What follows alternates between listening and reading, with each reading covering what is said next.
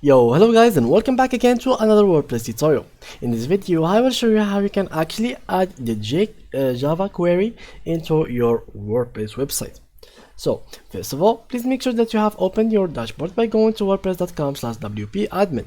From there guys, this page will be opened. I've already made a lot of videos, tutorials about this page, about the dashboard, about how to create an account, and I explained each section by its own.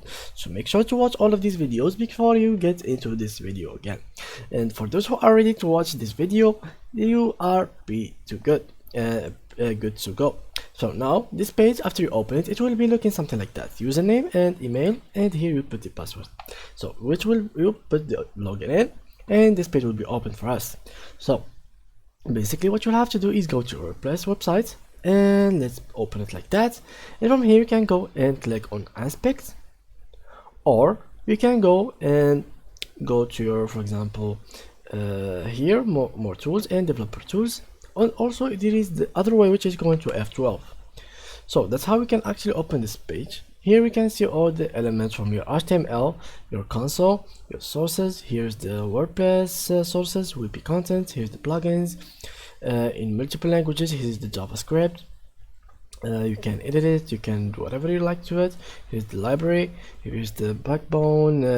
As you can see, there is multiple options in here. You can edit all of them if you really know how to and you know the language.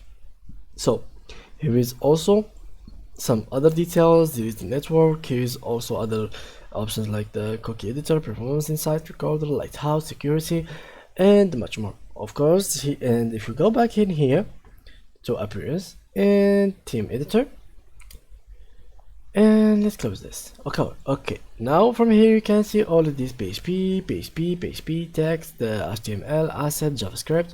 So here guys, you can actually add a JavaScript or jQuery, Java query asset to your website by clicking on these and edit them and do whatever you like. So thank you guys for watching, and see you next tutorial. Bye bye.